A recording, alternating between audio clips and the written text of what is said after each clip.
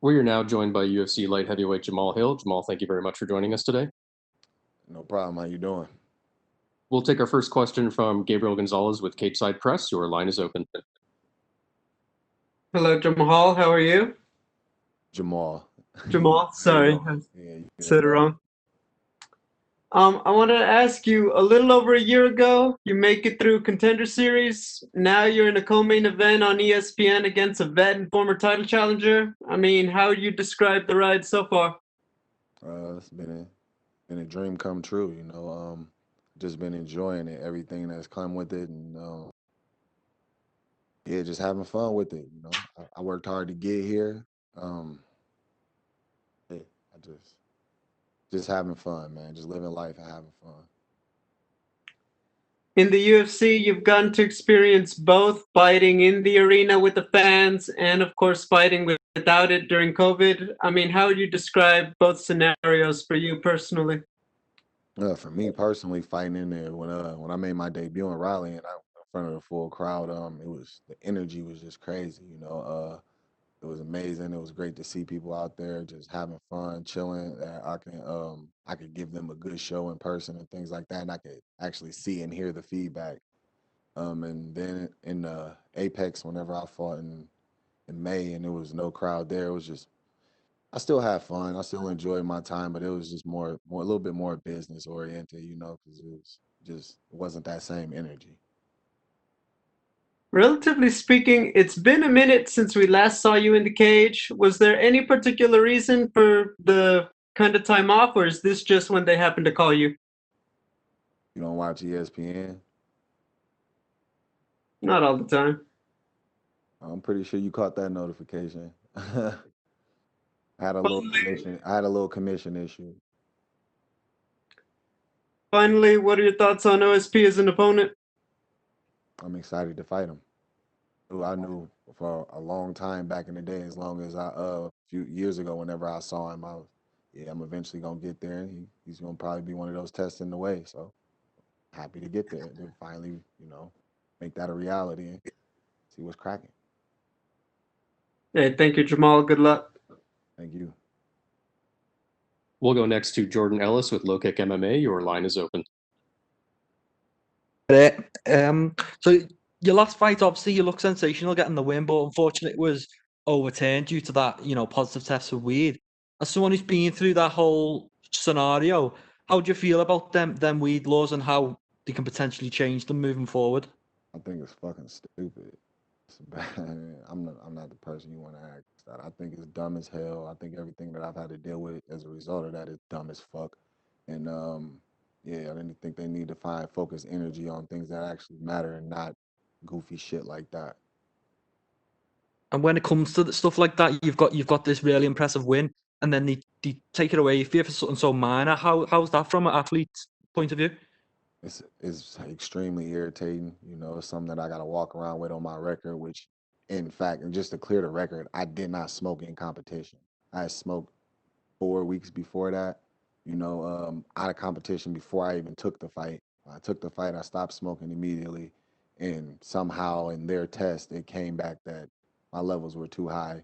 Even after the UFC did an investigation, tested my old samples, and showed them the difference in the levels and everything, they still went ahead and decided to suspend me, fine me, put me through all this other bullshit. So it's annoying as fuck, bro. You know what I mean? But it is what it is, I'm not gonna keep looking back on it. I'm just pushing forward. I got a good future ahead of me and I'm focused on that. Yeah, and despite everything, you're ending the year on a really big high with the potential of becoming a ranked UFC fighter heading into 2021. How's that feel? You've got OSP in front of you and a potential ranking, this time next week. It's good. I'm excited and I'm ready to just show what I can do. Get in there and have fun, just put on another show, Got the best job in the world to me, so I'm excited to get back to work. Okay, good luck with it. Thank you. Thank you. We'll go next to Cote Cruz with Ford Win Podcast. Your line is open. Hey Jamal, do you hear me? Yeah, I can hear you, bro. How you doing, sir? Good to talk to you. Good to see you. Good to talk to you too. I was about to say, Yeah, you don't see me. That's okay. Imagine I'm just good looking. You will face one of the most experienced guys in the division. How do you feel about this fight, and what do you think a victory over OSP would do for you? I'm excited for it. You know, I'm ready to go. I'm locked in. You know, I put the work in like I always do, and it's just time for people to see who Sweet Dreams really is.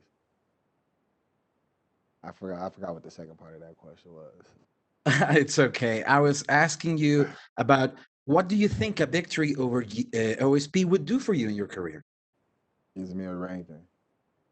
So on to the next one. You know, I'm here to take over. I'm here to dominate. You know, it's just another step in that direction. The controversy between USADA and the consumption of THC continues to be one of the most talked about issues. You had to deal with this situation, and now it's Nico Price. I What do you didn't think? because it wasn't USADA.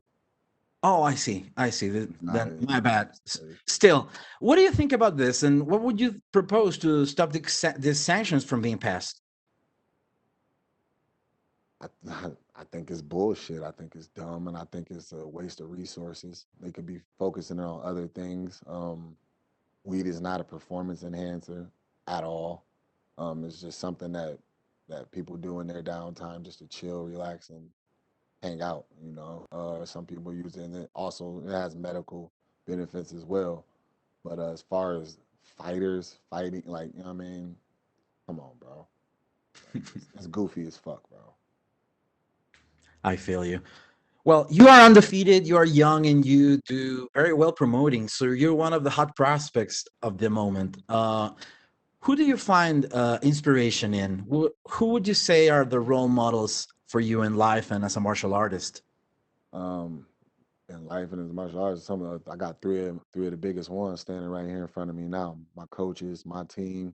These are the guys that I grind with. These are the guys that pour everything into me, give me their all. You know, and yeah, man, they look out for me. They help me. They help me as a fighter, and not only as a fighter, as a man. You know, I've been with these guys since I was 18 years old. So yeah, they played a huge part in shaping me and molding me into who I am. Plus, they're very great men themselves. You know, I want to be like them. You know what I mean? In many ways. You know, and I also have, you know what I mean, my parents, my mom, my dad. You know, I have my brothers. Um, just a lot of people played a big part into me being the person that I am. Mr. Hill, best of luck on your fight. Thank you for your time, and we'll be looking forward to see you. Thank you. Thank you very much, Jamal. You're all set. All right.